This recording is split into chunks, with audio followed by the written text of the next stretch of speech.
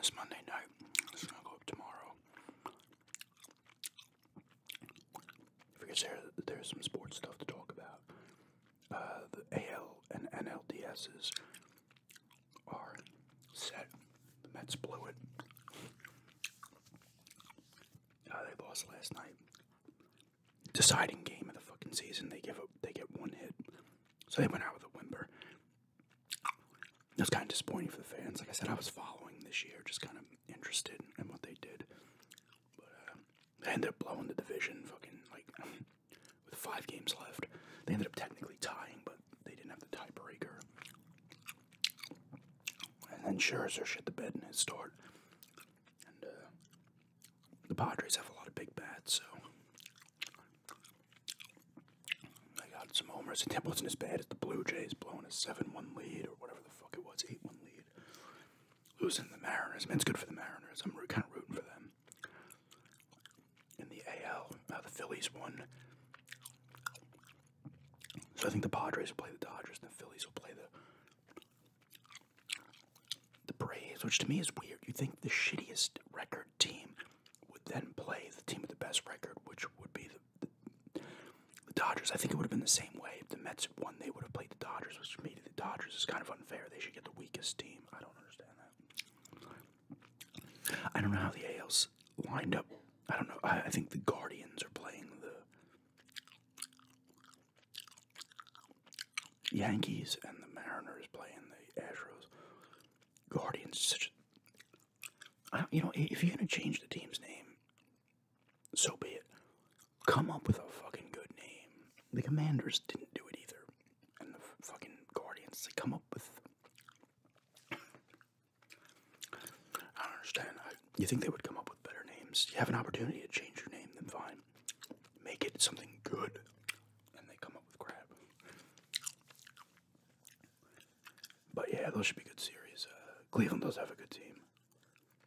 All 8 of the teams still left are good. Hockey starts this week. The Islanders, I think, start the 13th. Pretty excited for that. Basketball will start later. Probably Halloween will be the first games, or the 30th of October. A couple teams play usually the 30th, 31st of October.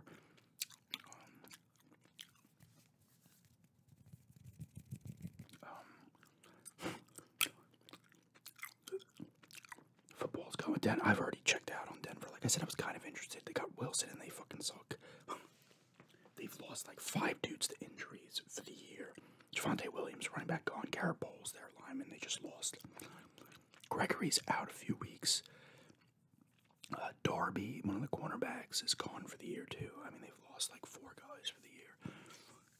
I think they lost Tim Patrick before the season started, but they're just not. Wilson doesn't necessarily look terrible, but he looks a little weak. He's hurt though now too.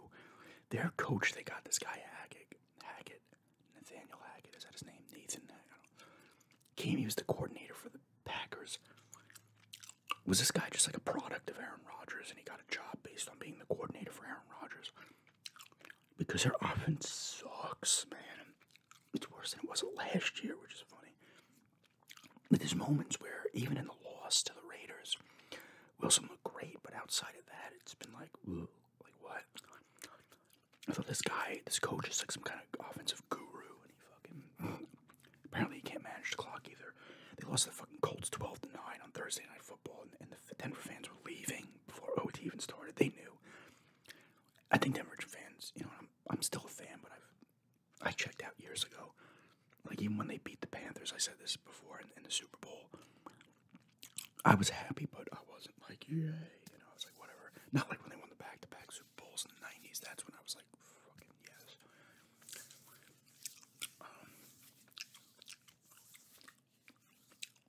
My fandom started to wane after they got blown out in the Super Bowl by the Seahawks. I was like, why am I going to allow myself for this to ruin everything? Like, they got destroyed. What are you going to do? And then they did end up winning it 2 years later, which was cool, but I was already kind of like, Jets are 3-2. Giants are 4-1. They played in London and won, beat the Packers. I think the Eagles are the only undefeated team right now. What are they? 6-0, 5-0, 5-6-0, 5-0. right? They played 5 games. It doesn't look like there's any teams that are like overly dominant in the league right now. I'm hoping kind of Denver could maybe put something together, but if they haven't made the playoffs in 6 fucking years, that's crazy for a franchise like Denver. Although they made it in 2010, 11, 12, 13. No, wait. No, that's not. Oh, no, they made it 11, 12. They made it in 2005, 6, 7, 8, 9, 10. They didn't make it for 5 years after they went to the AFC Championship and lost to Pittsburgh in 05.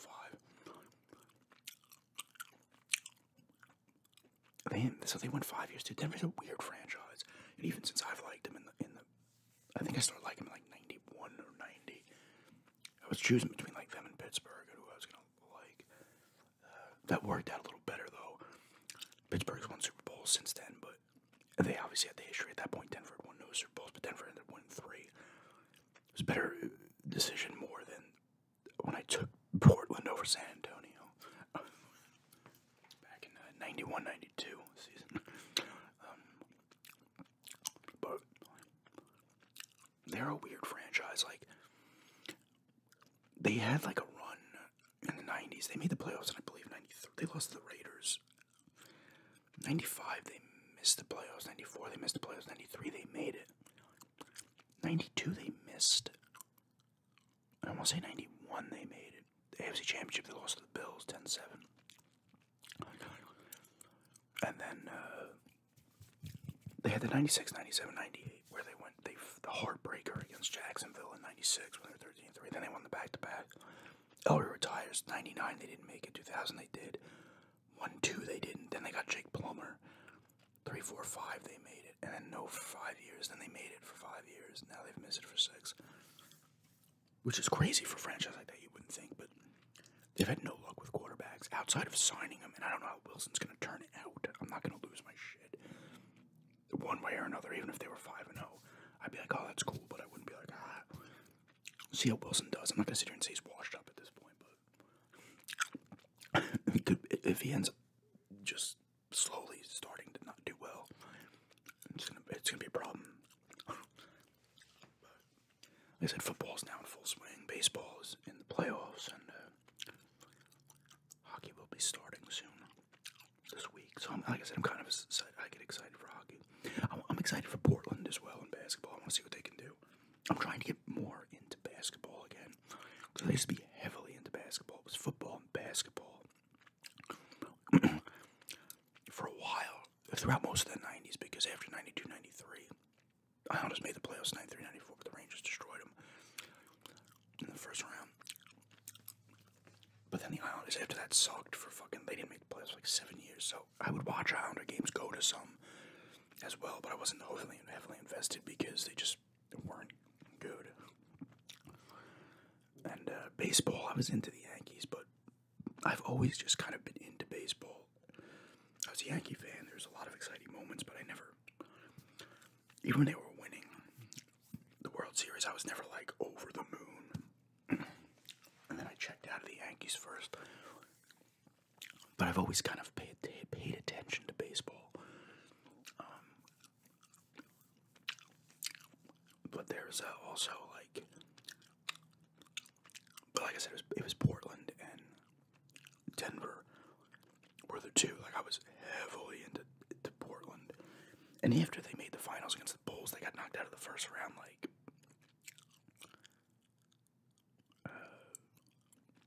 6 years in a row, and then they made a couple of conference finals. They fucking, oh my god, me losing my shit. Holy fuck, I went fucking nuts.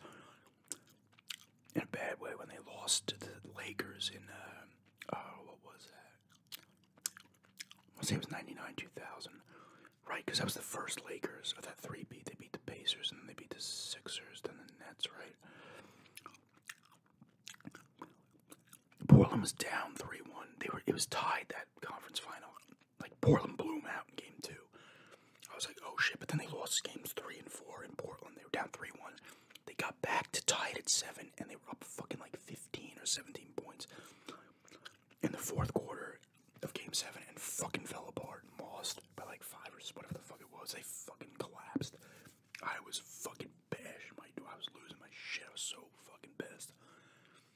Because the year before, they just got swept by San Antonio. And I was just happy to see them get out of the first round. The next year, they had a really good team. And Portland's had they did this against the Bulls in Game 6. They were up like 15 going into the fourth and blew it. And they could have pushed to Game 7, but they you say that as a team, a fan of the team. I called it, my team is always blowing leads in the fourth. A lot of teams do it. Same thing in hockey. You know how they're always blowing those third period leads, and then you have other fans of franchises who are like, yeah, our team does the same thing. But Portland's been new, and it's like had a history of that shit. Blowing big leads in the playoffs. I remember they almost came back. They were down 3-0 against Dallas. This was like maybe mid-2000s. This might have been like 3-4, 4-5, I forget. And they actually came back and tied that series at 6. They went to Game 7, but they lost. That was actually kind of fun. And I was still into Portland when Lillard came. And then I kind of was like following them, but not. So they made a conference finals where Golden State blew them out.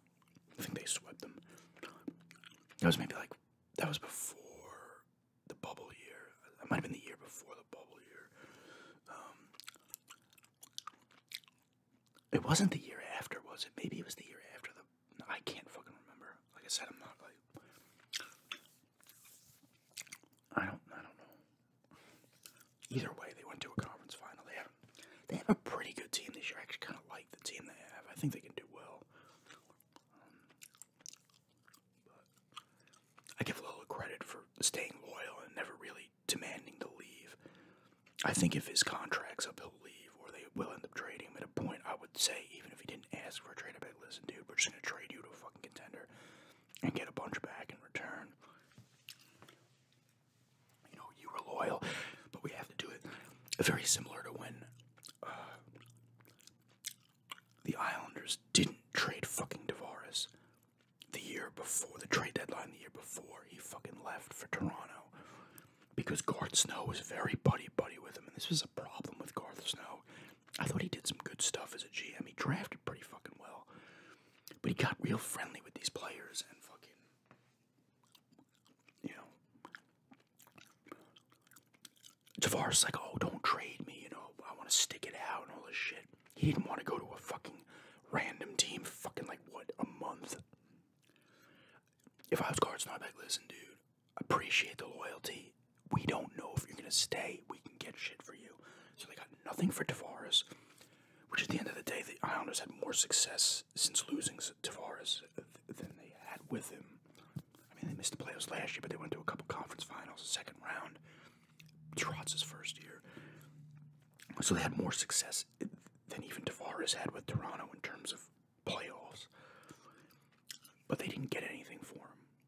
And he was still fucking great. So I would have just, if I was Garth Snow, I'd be like, dude, I gotta do it.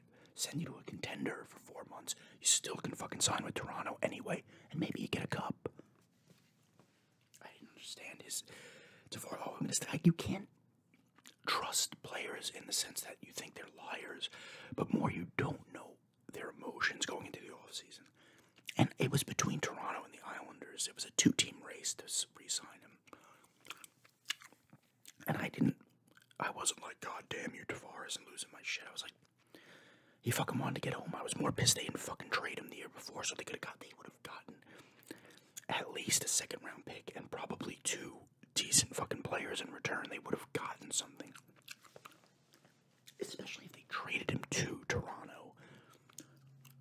You know? Because Toronto could have traded for him and given up. They had a pretty decent players on their team. They could have gotten some shit. That annoyed me. Because if it was Lou Lamoriello, he would have just been like, I'm fucking trading you, dude. Like, he wouldn't have given a fuck. That was frustrating. You see that happen a lot in a lot of sports where teams don't make the move to trade the star because they think he might stay. It's like, you know what? You can't take the chance. And you know what? They had 9 years with Tavares, and they got to a second round of the playoffs, I think, twice or once. Was it once? They lost to the Lightning in the second round. I think it was only once. They went to the playoffs. I mean, listen, I'm not going to fucking knock Tavares. You know, he didn't get a lot of help either. Let's be honest, the Islanders were weird. Tavares at number 1 during that span. They had a couple bad years, but they were just like at the 4 and the 5 spot. You always want to be in that top 3 if you're drafting, if you're bad. Because that's a 4 or 5 can turn out good, but they usually don't immediately hop in. Like those top 3, that's what you want, and they never could get that second high pick. And Tavares made players better around him, but he wasn't a Crosby. Like, I feel like Crosby could elevate anyone, and he was just obviously a better player, but still probably is a better player, even though Crosby's come down a little bit. But, you know, whatever you think of Crosby, you know, if you like him or don't like him, you know, because some people just don't like certain players. They love. The guy always elevated his fucking talent, and for the fucking. Because when was Malkin drafted? Was he like 2 or 3? So the Penguins actually got the studs, and on top of, I can't remember his name, Fleury as well. They had fucking, you know, the Islanders got Tavares, awesome, but then they like had to draft 4th and 5th. It was just wasn't good enough, you know. It wasn't shitty enough, I should say.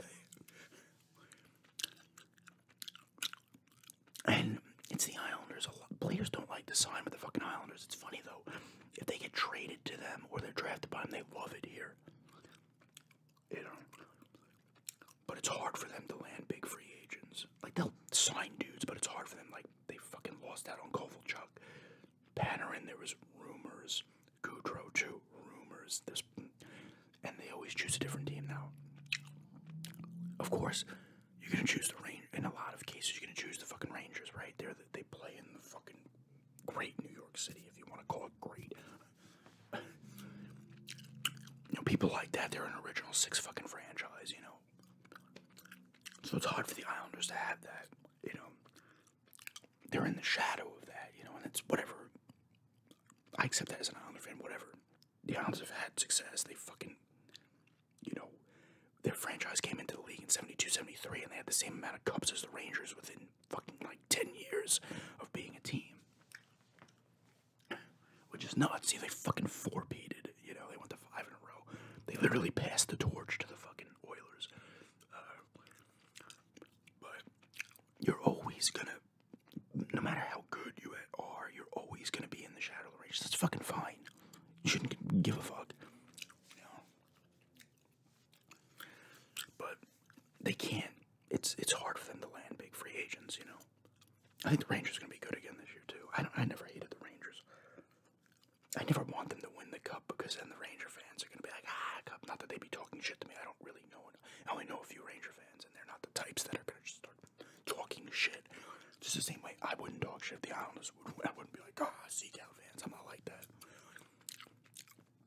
But they are true rivals, unlike the Mets and the Yankees. They're not rivals. The Islanders and Rangers are true rivals. You can even say the Knicks and the Nets are true rivals.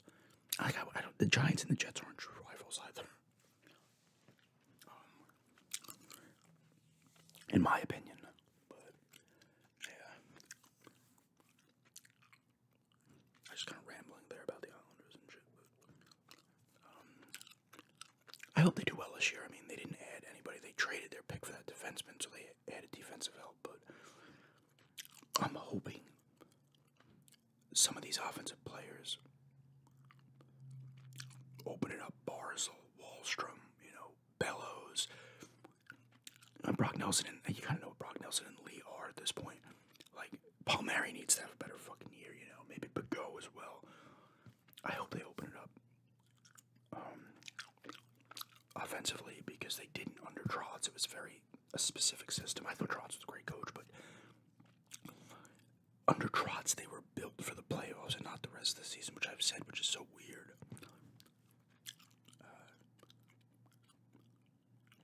It's such a weird dynamic. It's like they have to struggle. They didn't necessarily struggle to get the playoffs, but it would be harder for them to get to the playoffs, and then all of a sudden they have a playoff style of hockey. I'm kind of hoping under this other guy who's an understudy of Trotz anyway, I'm hoping he lets some of these guys just open it up, you know. Because they need offensive help. They have good goaltending and they have good defense. Like if they scored 30 more goals a year, they'd be in great shape. Because they're at least like a top 8 goal Sorkin's really good, and he's only getting better, it seems, and their defense is solid. They got Bullock, Pellick, Mayfield, Dobson, a lot of young defensemen, and they got, I forget the guy's Romanov, the one they got from the Canadians. It seems pretty solid too, so they have good defense. I think the Islanders they have like decent offensive players. Barzal can be a stud, I think. I really want him to open it up. He can score 30 goals, I feel. And Anders Lee is that perfect in front of the net type dude, get the dirty goals.